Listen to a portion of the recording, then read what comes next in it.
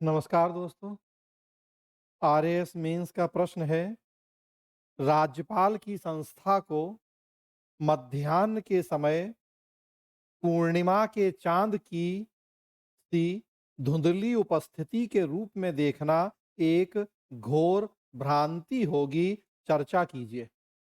It would be a gross fallacy to regard the institution of the governor as a faint presence like a full moon at midday.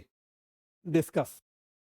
तो polity का भी question मान सकते हैं। वैसे तो public add वाले सेक्शन में पूछा गया, चूंकि पब्लिक एड में हमें राज्य प्रशासन पढ़ना होता है, उसमें राज्यपाल पढ़ते हैं। अदरवाइज पॉलिटी का भी टॉपिक है। तो प्रश्न, राज्यपाल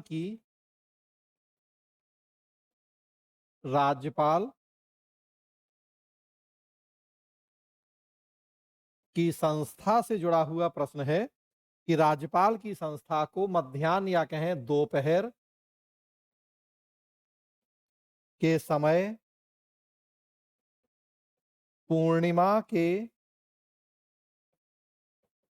चांद जैसी धुंधली उपस्थिति के रूप में देखना घोर भ्रांति होगी। यह है प्रश्न। राज्यपाल की संस्था को मध्याह्न के समय पूर्णिमा के चांद की सी धुंधली उपस्थिति के रूप में देखना एक घोर भ्रांति होगी। चर्चा कीजिए। 100 शब्द में आंसर लिखना था इस प्रश्न का। आईएएस में, यूपीएससी में, मेंस पब्लिक एडमिनिस्ट्रेशन ऑप्शनल में आज से 20 साल पहले ये प्रश्न पूछा गया था। मेरे ख्याल से अगर मैं गलत नहीं हूं तो 2006 में यूपीएससी ने अपने आईएएस मेंस में पब्लिक एडमिनिस्ट्रेशन ऑप्शनल में प्रश्न पूछा था। ये थोड़ा सा शब्द चेंज थे। प्रश्न था कि राज्यपाल की संस्था को दोपहर के समय के पूर्ण आकार चंद्रमा जैसा मान लेना घोर अन्याय होगा। टिप्पणी कीजिए। कुछ इस तरह का प्रश्न था 2006 पब्लिक एडमिनिस्ट्रेशन आईएएस मेंस में ऑप्शनल। 200 शब्द में आंसर लिखना। उस समय बहुत कठिन प्रश्न माना गया था। 20 साल बाद आरएएस ने उस प्रश्न को कॉपी किया। 20 साल मतलब 2024 में मेंस हुआ ये जिसका ये प्रश्न है। तो 18 साल बाद आरएएस ने कॉपी किया। थोड़ा सा हिंदी ट्रांसलेशन के कुछ शब्द चेंज हुए। राज्यपाल की संस्था को मध्याह्न के समय पूर्णिमा के चांद जैसी धुंधली उपस्थिति मान लेना घोर भ्रांति होगी। तो वही बात की राज्यपाल की संस्था को दोपहर के समय के पूर्णाकार चंद्रमा जैसा मान लेना भारी भूल होगी। टिप्पणी कीजिए।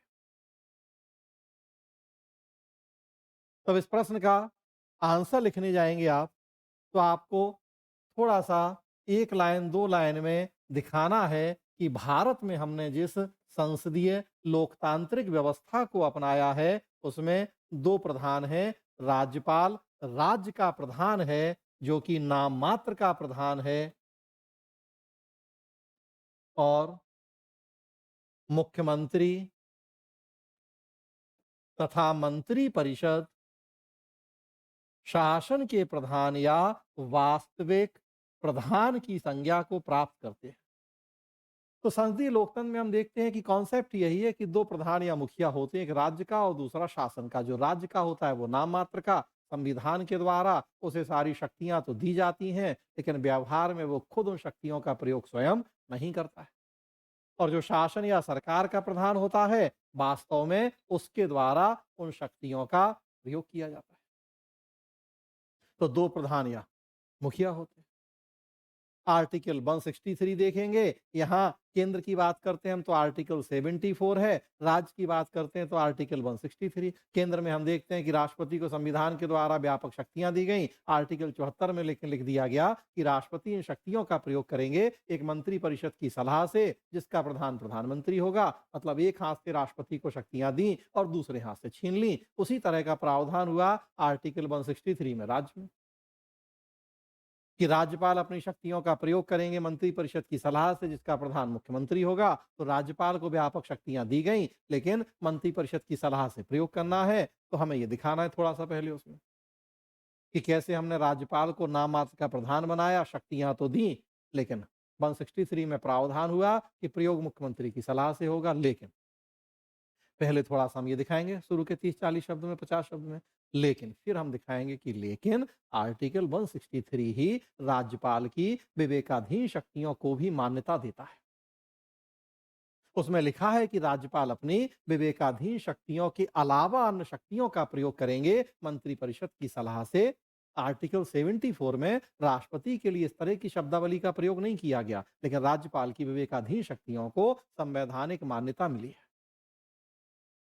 कौन-कौन सी विवेकाधीन शक्तियाँ हैं, हम उनकी चर्चा करेंगे और दिखाएँगे कि इसलिए हम राज्यपाल को नाम मात्र का शासक नहीं मान सकते। वही पूर्णिमा का चंद्रमा का मतलब वही है धुंधला। पूर्णिमा के चाँद जैसी धुंधली उपस्थिति। दोपहर में क्या होता है? सूर्य की रोशनी के सामने चंद्रमा निस्तेज होता है। मध्याह्न के समय लिखा है दोपहर के समय। सूर्य की रोशनी के सामने चंद्रमा निस्तेज है। तो राज्यपाल की संस्था को दोपहर के समय के पूर्णाकार चंद्रमा जैसा निस्तेज अस्तित्व मान लेना भारी भूल होगी। ये आईएएस का प्रश्न है 2006 का, और वही प्रश्न आप यहाँ देख रहे हैं कि दोपहर की जगह मध्याह्न हो गया ट्रांसलेशन, कि मध्याह्न के समय का पूर्णिमा के चांद जैसी धुंधली उपस्थिति कर दिया।